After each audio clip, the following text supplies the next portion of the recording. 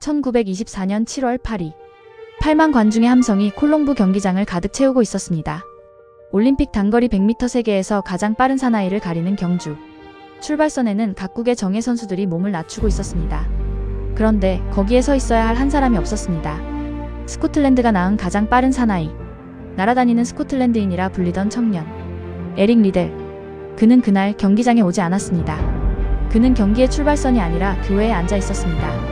이유는 단 하나. 그날이 주일이었기 때문입니다. 에릭 리델은 1902년 중국 텐진에서 태어났습니다. 아버지와 어머니 모두 선교사였습니다. 당시 중국은 어둠 속에 있었습니다.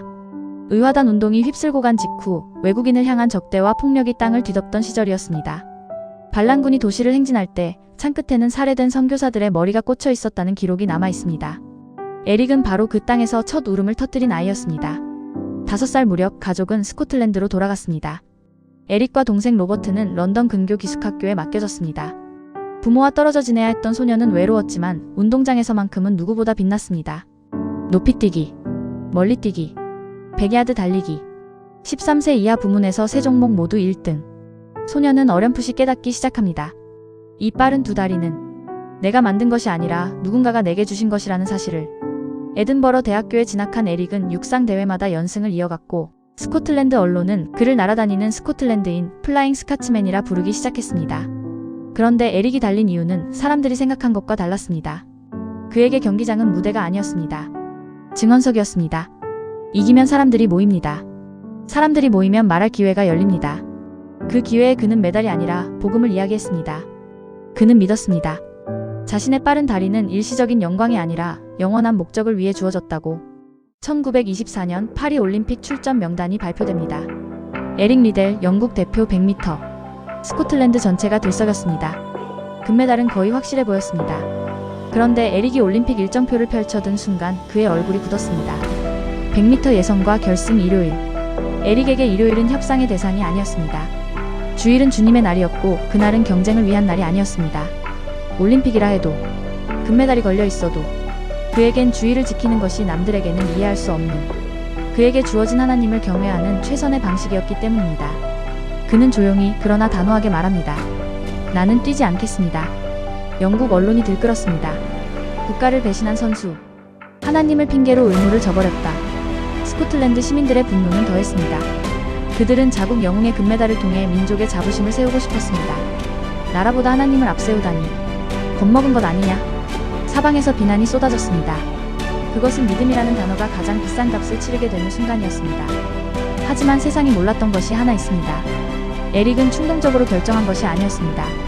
올림픽 일정은 이미 몇 달 전에 공개되어 있었고 그는 오래전부터 100m를 포기하기로 마음먹고 있었습니다. 그리고 그 몇 달 동안 아무도 모르게 그는 자신의 주종목이 아닌 400m 훈련에 매달리고 있었습니다. 1924년 7월 11일 아침 파리 콜롬부 스타디움. 400m 결승을 앞두고 경기장 밖에서 1시간 동안 백파이프 소리가 울려 퍼졌습니다. 제51 하이랜드 여단이 연주하는 스코틀랜드의 선율. 비난하던 고국이 이제 그를 응원하고 있었습니다. 에릭은 배정받은 레인을 확인합니다. 6번 가장 바깥 레인. 가장 불리한 자리. 앞서가는지 뒤처지는지 경쟁자를 볼 수조차 없는 위치. 출발 직전 한 팀 관계자가 다가와 접힌 쪽지 하나를 손에 쥐어줍니다. 에릭이 쪽지를 펼칩니다. 그 책에 이르기를 나를 존중히 여기는 자를 내가 존중히 여기리라. 늘 성공을 빕니다. 사무엘상 2장 30절. 에릭의 눈이 붉어졌습니다. 그 짧은 문장 안에 몇 달간 홀로 감당했던 외로움, 비난, 고독이 한꺼번에 녹아내렸습니다. 누군가가 마침내 그의 결단을 알아봐준 것입니다. 탕! 총성이 울렸습니다. 에릭은 출발과 동시에 앞으로 치고 나갑니다. 첫 코너를 돌 때 관중이 웅성거리기 시작합니다. 200m 지점. 그의 속도는 줄지 않았습니다. 오히려 더 빨라졌습니다. 300m. 8만 관중이 하나둘 자리에서 일어섭니다. 그의 달리기 자세는 교과서와 달랐습니다. 고개를 뒤로 젖히고 두 팔을 풍채처럼 휘저으며 마치 보이지 않는 손에 이끌리듯 달렸습니다. 남은 100m. 뒤에서 추격하던 선수들의 발소리가 점점 멀어집니다. 결승선. 에릭 리델 1위. 기록이 전광판에 떴을 때 경기장이 정적에 휩싸입니다. 47초 6. 올림픽 기록 경신. 세계 기록 경신. 이 기록은 이후 무려 12년간 깨지지 않았습니다. 경기 후 기자들이 몰려왔습니다. 에릭은 숨을 고르며 말했습니다. 나의 비결은 이렇습니다. 첫 200m는 내가 할 수 있는 만큼 전력으로 달립니다. 그리고 나머지 200m는 하나님의 도우심으로 더 힘껏 달립니다. 영화 불의 전차는 이 장면에서 끝납니다. 금메달, 환호, 영웅의 귀환. 세상은 그의 이야기가 끝났다고 생각했습니다. 가장 빛나는 순간에 가장 아름다운 마침표가 찍혔다고. 그런데 에릭에게 그것은 마침표가 아니라 쉼표였습니다. 금메달을 딴 이듬해 22세의 에릭은 전 세계를 다시 한번 놀라게 합니다. 스포츠 은퇴를 선언한 것입니다. 최고의 기량, 최고의 명성, 최고의 나이. 모든 것을 내려놓았습니다. 기자들이 물었습니다. 왜? 지금이 전성기 아닙니까?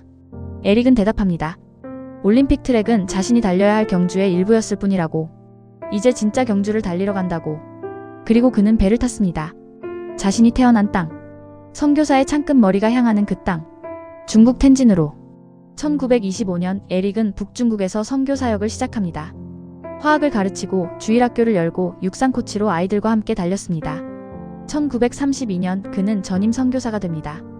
그런데 중국의 하늘이 어두워지고 있었습니다. 일본의 침략이 본격화되었습니다. 태평양 전쟁 중 가장 잔혹한 점령. 중국 민간인 2천만에서 2,500만 명이 목숨을 잃고 400만 명의 군인이 전사했습니다. 폭격, 약탈, 학살. 그 한복판에서 에릭은 떠나지 않았습니다. 부상자의 상처를 씻기고 굶주린 사람에게 자기 밥을 나누고 무너진 마을에서 복음을 전했습니다. 1941년 영국 정부가 자국민에게 공식 철수 명령을 내립니다. 중국을 떠나라. 에릭은 짐을 쌌습니다. 그런데 그 짐의 방향은 영국이 아니었습니다. 그는 일본군 전선을 넘어 더 위험한 곳으로 향합니다. 그곳에서는 그의 동생 로버트가 의사로 일하며 쓰러져가고 있었습니다. 내전과 전쟁이 겹쳐 끊임없는 전장이 된 오지. 병든 동생을 대신해 에릭은 그 자리를 지키기로 합니다. 얼마 지나지 않아 전선이 밀려옵니다. 일본군이 그 지역을 장악했고 에릭은 체포됩니다. 웨이셴 수용소. 외국인 민간인 수백 명이 갇힌 곳. 침상은 빽빽했고 질병이 돌았고 하루에 주어지는 음식은 한 끼뿐이었습니다. 사람들은 절망했습니다. 서로를 의심했고 먹을 것을 두고 다투었고 어떤 이들은 삶을 포기했습니다. 그런데 수용소 안에 이상한 사람이 하나 있었습니다. 아침이면 노인의 짐을 대신 들어주고 낮이면 아이들에게 과학을 가르치고 저녁이면 청소년들을 모아 운동 경기를 만들어주고 밤이면 성경 공부를 인도하는 사람. 어떤 날 저녁에는 체스판 앞에 몸을 굽히고 있었고 어떤 날에는 모형배를 만들고 있었고 어떤 날에는 아이들과 함께 네모춤을 추고 있었습니다. 아이들은 그를 이렇게 불렀습니다. 엉클 에릭. 훗날 세계적인 신학자가 되는 수용소에 함께 갇혀있던 청년 랭던 길키는 수십 년이 지난 뒤에도 이렇게 회상했습니다. 그는 유머와 삶에 대한 사랑, 열정과 매력이 넘쳤습니다. 지치지 않고 온 마음을 쏟아 갇혀 지내는 젊은이들의 상상력을 붙잡으려 애썼지요. 성인을 만날 행운은 드문데 내가 만난 사람 중 그는 그의 가장 가까운 사람이었습니다. 수용소의 압박도 굶주림도 질병도 그의 영을 꺾지 못했습니다. 그러나 전쟁이 끝나기 몇 달 전 에릭의 몸이 무너지기 시작합니다. 뇌종양, 올림픽 금메달리스트, 세계 기록 보유자, 가장 빠른 두 다리를 가졌던 사나이가 이제 걷는 것조차 힘겨워졌습니다.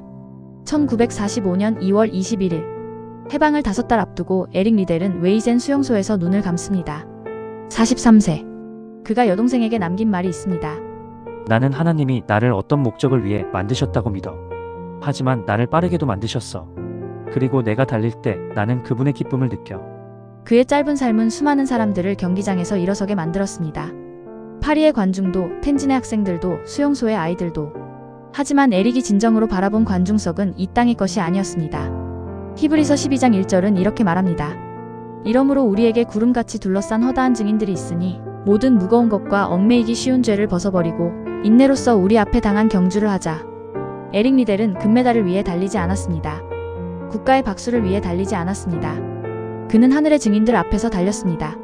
그리고 마침내 자신의 경주를 완주했습니다. 에릭이 내려놓은 것은 100m 금메달만이 아니었습니다. 명성을, 안전을, 건강을, 그리고 마지막에는 목숨까지 내려놓았습니다.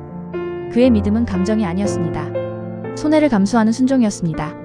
오늘 이 영상을 보고 계신 여러분께 한 가지만 여쭙겠습니다. 당신이 지키려는 주일은 무엇입니까? 당신이 달리고 있는 경주는 어디를 향하고 있습니까? 에릭 리델은 보여주었습니다. 가장 빠른 사람이 아니라 가장 끝까지 달린 사람이 진짜 승자라는 것을.